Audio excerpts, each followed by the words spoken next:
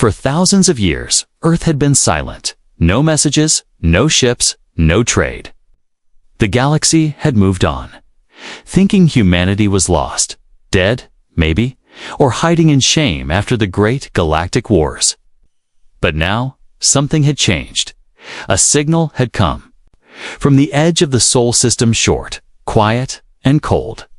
It said nothing more than, "We see you, the Galactic Peace Council."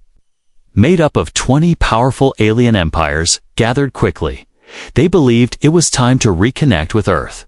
Many thought humans had returned to peace, maybe even forgotten how to fight. So, the Council sent a diplomatic fleet. Not to attack, but to talk. The Peace Fleet was large.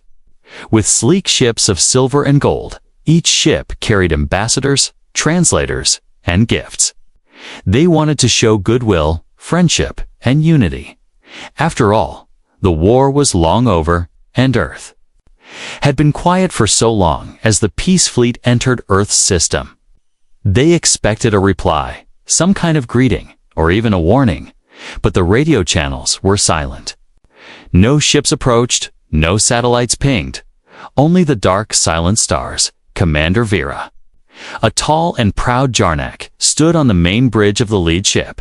Her long neck bent forward as she stared at the screen. "Where is their welcome?" she asked, her voice calm but curious. "They must have forgotten protocol," another diplomat said with a soft laugh. "Or perhaps they forgot how to build ships," a third joked. The council members chuckled quietly. They were relaxed. After all, these were humans, the ones who had disappeared in fear. But then the sensors pinged. A ripple of energy came from behind Saturn's shadow. Not natural, not from any known planet or moon. Something big was moving. A silence fell on the bridge. The laughing stopped. All eyes turned to the screens as a dark shape began to rise. It was slow, but massive. Larger than anything they had ever seen.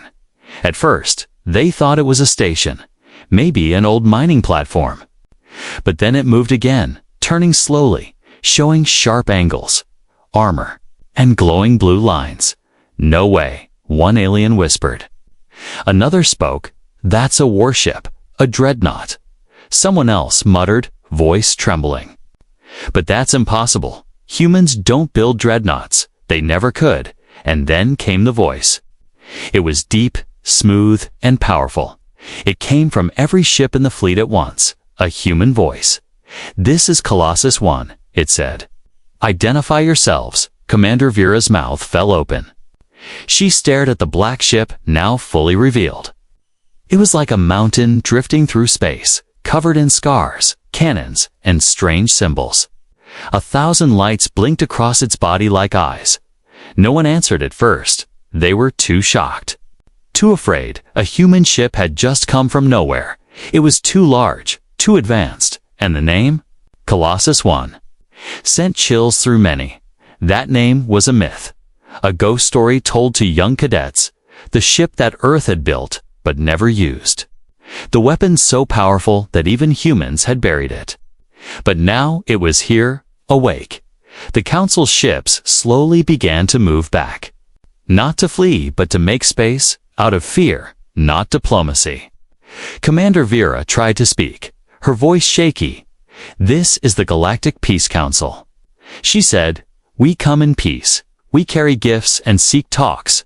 But no reply came, only the sound of systems humming. And then, another ripple. This time, the human ship began to move.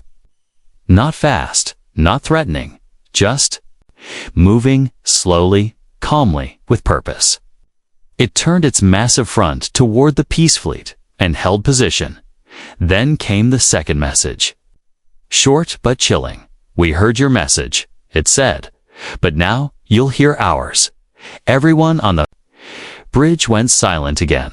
No one laughed now, no one smiled. The humans had not returned to talk. They had returned to show something. And whatever it was, it had just begun. No one moved. Not on the alien ships, not on Earth, not even in space. The massive human warship, Colossus-1, floated like a god, watching from the stars. It made no sudden moves, no aggressive scans, but its presence alone was terrifying. The Galactic Peace Council's fleet hovered in silence. All diplomatic channels were open. No response came back. Only the quiet hum of power from the Dreadnought. A power that made even the bravest commanders sweat. Deep inside the Council's flagship, Commander Vera stared at the screen. "What are they doing?" She whispered. The sensors officer replied, voice trembling, "They're not charging weapons." But energy levels are rising all across their hull. Another officer added, "They've activated something old. Something deep inside the ship." And then it happened from the core of Colossus-1. A strange pulse was released. Not a weapon, not a message. It was a memory across every alien ship. Screens flickered and changed.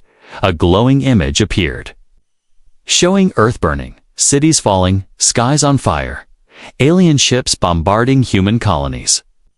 Civilians screaming, begging, running. Then came the face of an old human general, eyes full of pain. His voice echoed across the galaxy. "We remember." Vera's hands shook. "It's a memory transmission," she said. "They're showing us." The war, more images followed, betrayal by the Council. False peace treaties, ambushes, Earth's allies turning against them one by one. The last image was the launch of Colossus-1, the Dreadnought rising from Earth's orbit, unfinished. Then, silence and black. The transmission ended, but the silence felt louder than before. No one dared speak. Suddenly, Earth's voice came again. "Diplomacy begins with truth. Lies end now." Vera felt her heart tighten. They were watching us this whole time, she said softly. They waited, they remembered everything. A young diplomat, barely out of training, spoke. "But we came in peace." An older alien replied, "Yes, now we do. But where were we?" When they screamed for help, outside, Colossus-1 began to move again, slowly turning toward Jupiter. But as it moved, strange shapes detached from its hull.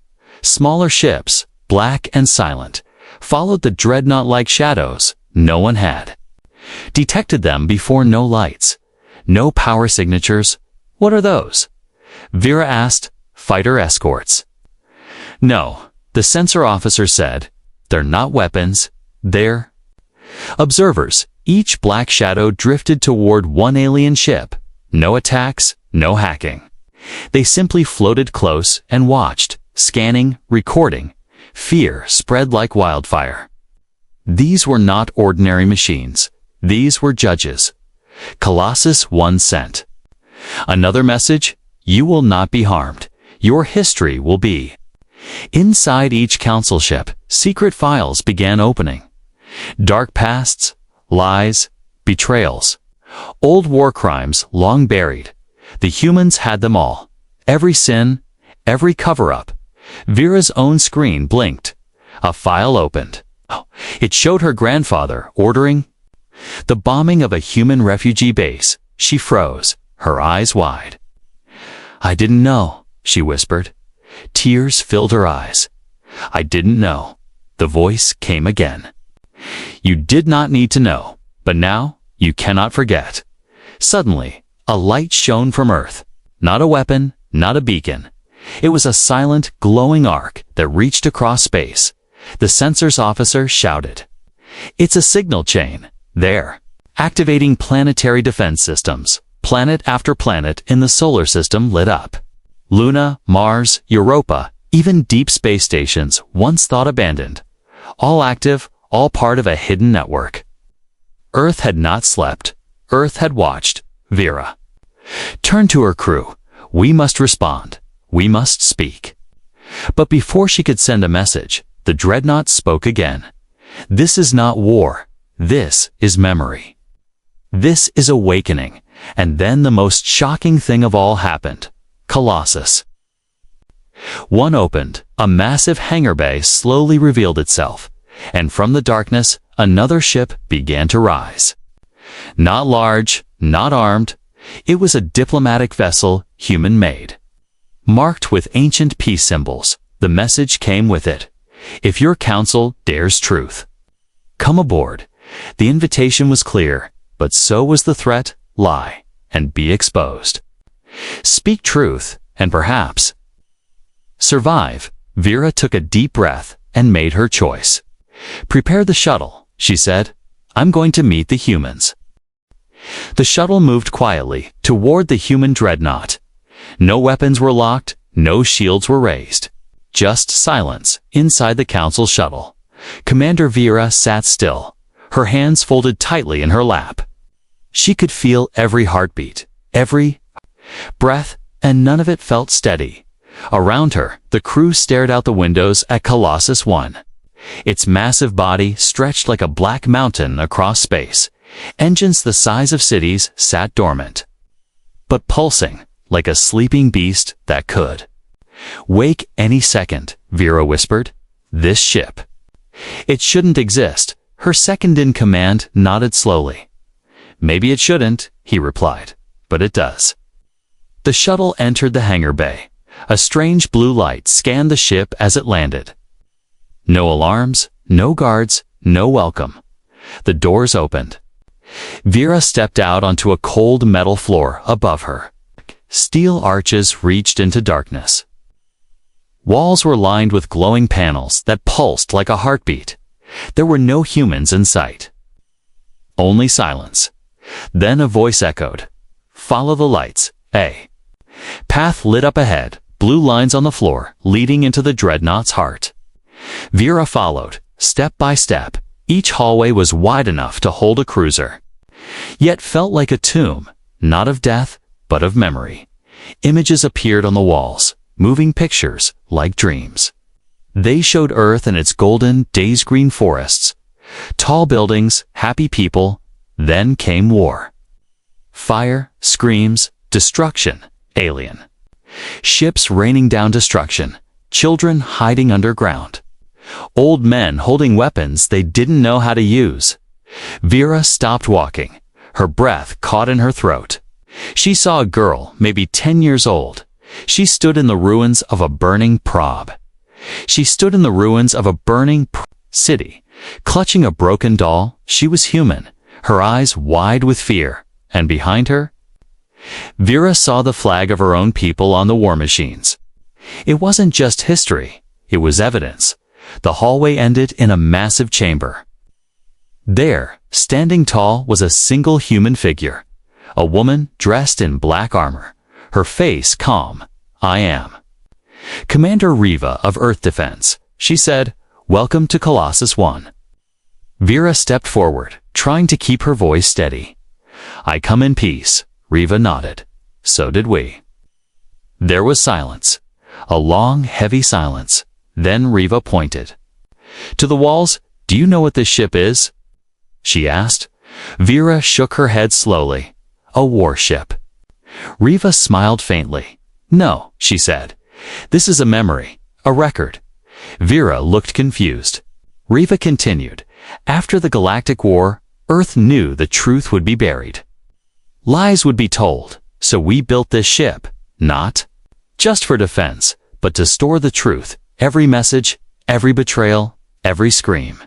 All of it is here." Vera looked down, ashamed. "My people. They told us Earth fell in the war. They said humans destroyed themselves." Riva stared into her eyes. "We destroyed no one. We survived. But we wanted you to believe we were gone." Vera asked, "Why return now?"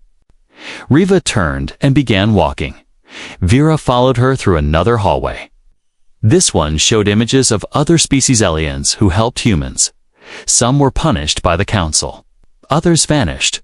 Riva spoke as they walked. "We waited until the galaxy forgot us. Then we watched for 1,000 years.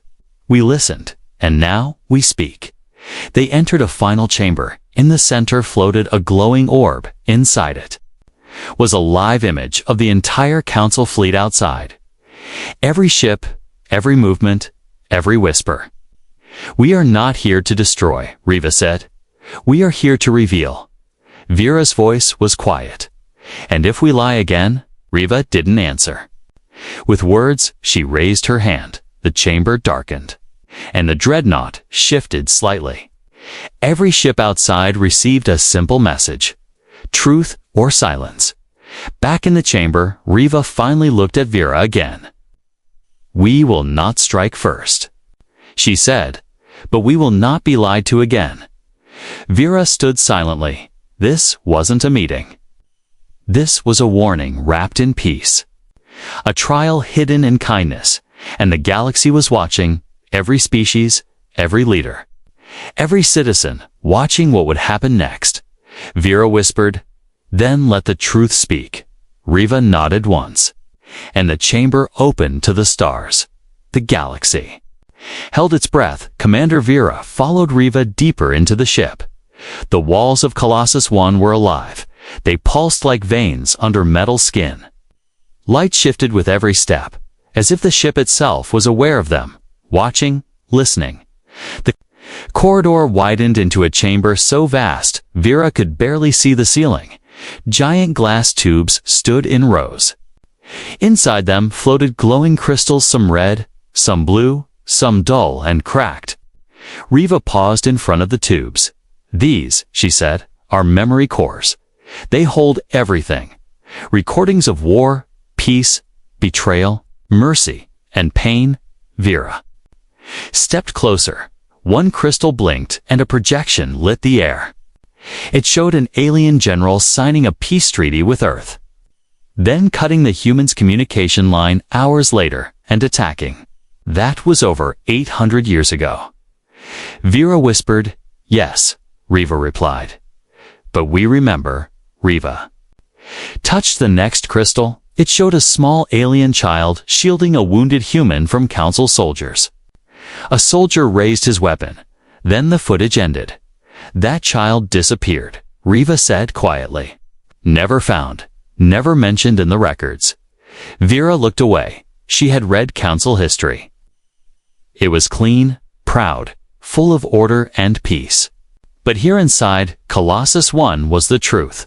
Unfiltered, raw, alive. They moved on.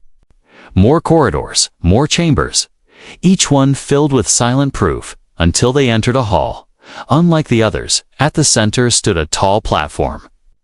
On it sat 7 seats, made of iron and stone, and behind them, a curved wall of screens, showing live footage of Council ships. Some were panicking, others were quiet. And in the center was Earthcom, glowing, silent. "What is this place?" Vera asked. Riva turned slowly. "This is the Chamber of Judgment." Vera's body tensed. "Judgment." Riva nodded. "Not punishment," she said. "Not revenge, just the truth." A soft mechanical hum filled the chamber. Suddenly, one of the seats glowed. A voice echoed from nowhere.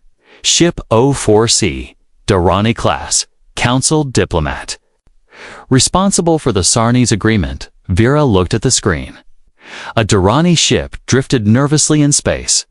A projection showed the diplomat signing a document, one that led to a fake truce and thousands of human deaths. "No one alive today." "Was there?" Vera said quickly. "That was generations ago." Riva stepped closer, and yet, that document lives, that pain lives. That child who lost her mother that day still dreams of the fire. Vera turned away, her voice low. "You want us to feel guilt. You want to humiliate us." Riva shook her head slowly. "No," she said. "I want the galaxy to feel truth."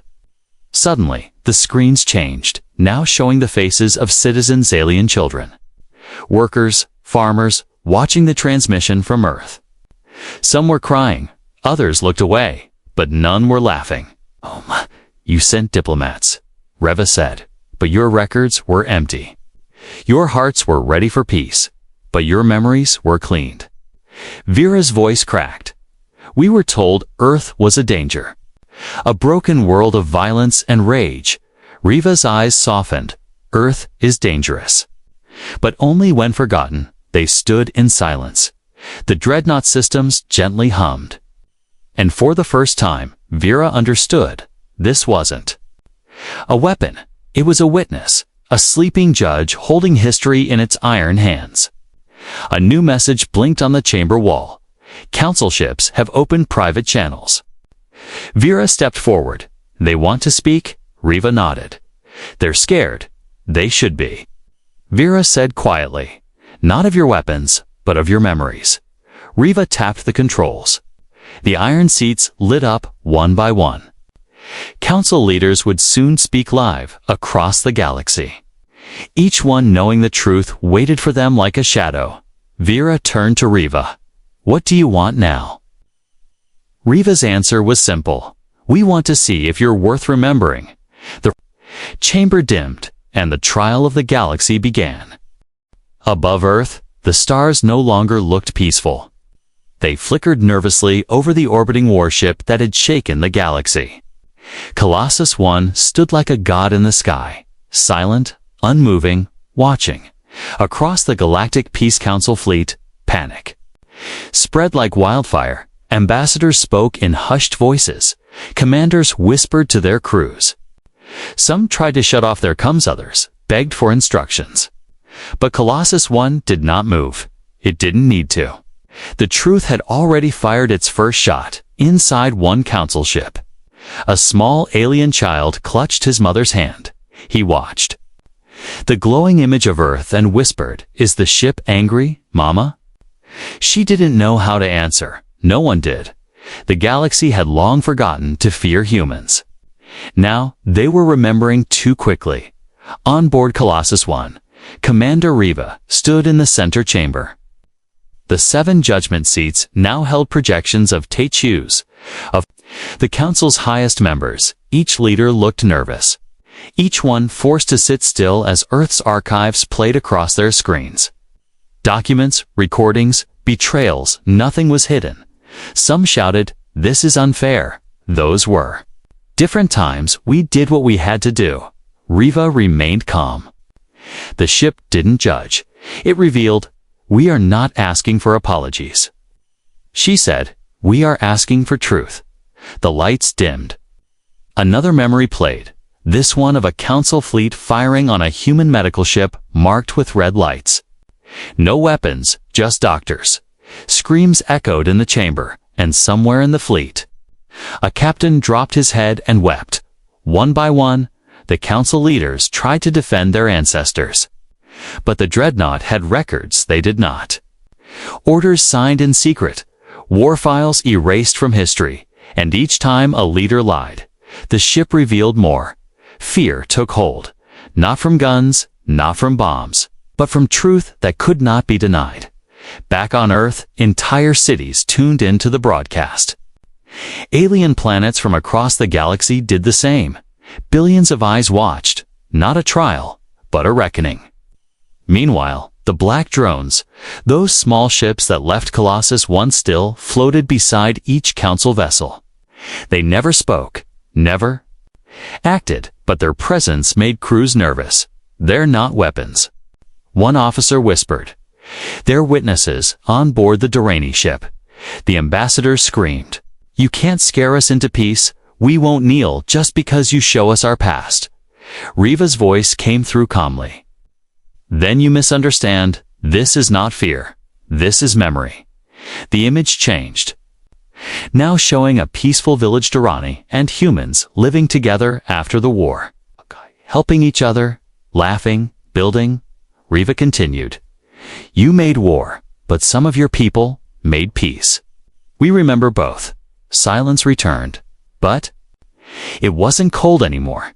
It was heavy with thought, with guilt, with shame and hope. Inside the chamber, Vera stood behind Riva. She looked at the other council leaders' faces, tired, old, proud, but now cracked, exposed. She spoke up for the first time. "We cannot erase what was done, but maybe we can learn from it." Riva nodded. "The galaxy doesn't need heroes. It needs memory." Suddenly, one of the council ships sent a new signal. It was an old Earth language translated clearly. We acknowledged the truth. We asked to learn. Another ship followed, then another, until 5 of the 7 leaders lowered their heads in silence. But 2 refused. One shouted, "This is manipulation. You use history as a weapon." Riva stepped closer to the center. "No," she said, "we use history as a mirror." The lights in the chamber shifted to a dark red. The 2 council members who rejected the truth had their screens dim. Colossus-1 sent a final message to them. "You have chosen silence. We will honor that." And their ships lost communication. Not destroyed, not harmed, just removed. From the network, from the chamber, from history. A quiet ripple passed through every vessel. The message was clear. This wasn't vengeance. It was choice. Those who faced the truth would remain. Those who denied it would be forgotten. The council fleet reorganized. Ships powered down their weapons. Lights dimmed in respect. The dreadnought had not fired a single shot, but it had already changed the galaxy. In orbit, stars blinked again. Not in fear, but in witness. Inside the chamber, Riva turned to Vera. "It's done." Vera looked at the stars through the wide chamber window. "No," she said softly. "It's just begun." The stars watched in silence. The galaxy held its breath. No weapons fired, no armies moved, but a war was being fought inside hearts and minds on board Colossus-1. The trial had begun, not in a courtroom, not with lawyers or judges, but with memories, evidence, and truth that refused to die. Each council leader now stood before the chamber. Not in person, but through holograms, transparent, cold, flickering, one by one. They were shown the forgotten chapters of galactic history. Ambassador Keller of the Varnock Empire tried to speak first. "I had no part in those crimes," he said. "My rule began only 2 generations ago." Riva stood still, her voice calm but sharp. "Yet your empire erased the records, rewrote school books, buried the truth." The chamber played a video. Young Varnock students learning false history, told that humans had started the war, that the council only acted in defense, that Earth was wild, dangerous, uncivilized. The children believed it because it was all they were taught. Keller's image trembled. I didn't know," he whispered. Riva responded simply, "Now you do." Next was the Solari representative. Her face was pale, her voice shaking. She had once sent gifts to Earth, but her people had also blocked human refugees during the war, Memory played Solari ships refusing to rescue wounded humans from a destroyed moon station. They turned away and left them to die in the cold vacuum. Tears filled the ambassador's eyes. "My grandmother gave that order," she said. "I was raised to believe it was justified." Riva's voice was soft now.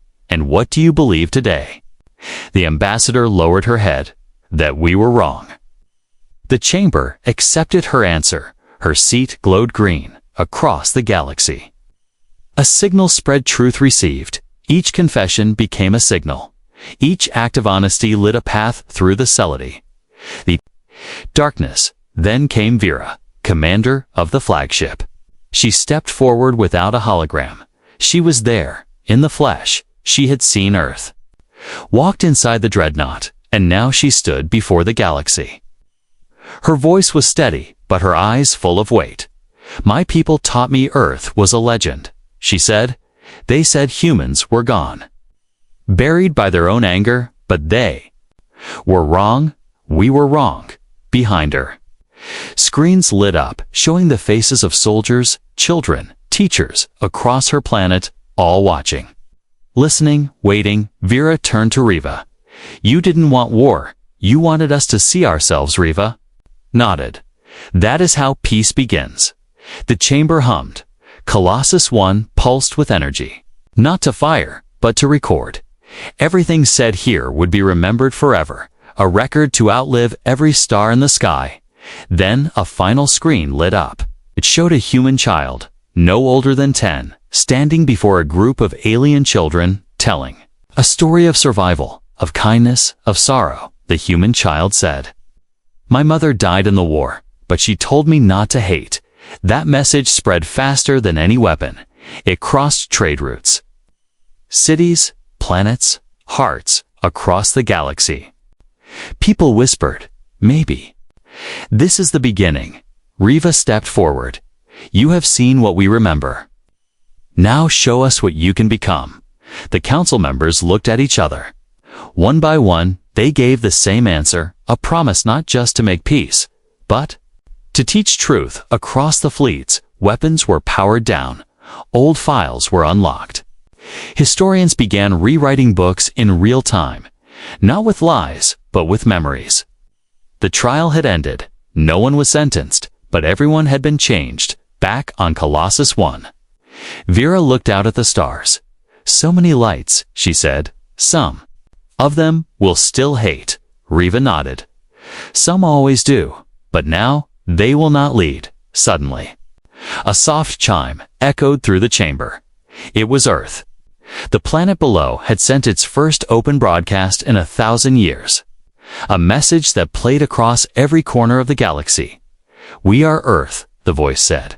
We do not forget. But we still hope, and with that, the lights across the ship dimmed. Colossus-1 turned gently, heading back toward its orbit. Its mission complete, its silence. Powerful again, but now the galaxy would never hear silence the same way. Again. The galaxy felt different now. Lighter in some ways, heavier in others. No shots had been fired, no fleets destroyed, but everything had changed. Above Earth, Colossus-1 no longer needed to speak. Its silence had become its voice, a voice louder than any war cry, a voice filled with memory, pain, and unshakable truth. The council ships floated quietly in orbit, some still stunned, others busy sending messages back home, messages of truth, of things they had once hidden, now made impossible to forget. Inside the human dreadnought, Commander Riva stood alone in the central chamber. The lights around her dimmed gently. The walls no longer showed old wars. Now they displayed peaceful skies. Children playing on alien planets, human hands reaching out to others. Vera entered the chamber quietly. No guards, no officers. Just her one voice from the council. And Riva, one voice from Earth. It's over, Vera said. Riva looked at her. No, she replied. It's just beginning. They stood together, not as enemies. Not even as commanders, but as witnesses to a shift in time. A moment when the galaxy had chosen a different path. Vera took a deep breath. The council will change, she said. We'll make public what we saw here. We'll build memorials, rewrite history. Speak the names of those we erased. Riva didn't smile, but she nodded slowly. We will be watching. I know, Vera said, and I'm glad. Outside the ship, something new appeared in the stars. A beacon, not a weapon, not a warning. It's a simple light that pulsed across systems. It carried Earth's seal, but it welcomed all the beacons. Message was short. Truth is the foundation of peace. We remember so others may live differently. Planets that had once banned human history now reopened their archives. Students in distant systems began learning about Earth, not as monsters, but as survivors, as builders of silence who returned not with rage, but with remembrance. A new galactic charter was written, not by Earth, but by every species together. It declared that all historical records must remain untouched. That truth must be preserved. That no lie, no matter how small, would ever again be used to guide war. And at the center of the new council chamber, built not on a capital world, but on a peaceful moon, stood a black cube. Inside, it was a shard of Colossus-1, a piece of the ship that had never fired a weapon, but had still won a battle. On Earth, the people watched from the ground as their great ship remained above. It did not return home. It stayed in orbit. Silent, alert, a symbol of what had been and a reminder of what could never happen again. Young children grew up looking to the stars, not with fear, but with pride, knowing their world had once been forgotten, then remembered, and had changed the course of galaxies without firing a single round. Back aboard Colossus-1, Riva stood in the quiet observation bay. She could see Earth below.com alive. Vera stood beside her. "What will you do now?" Vera asked.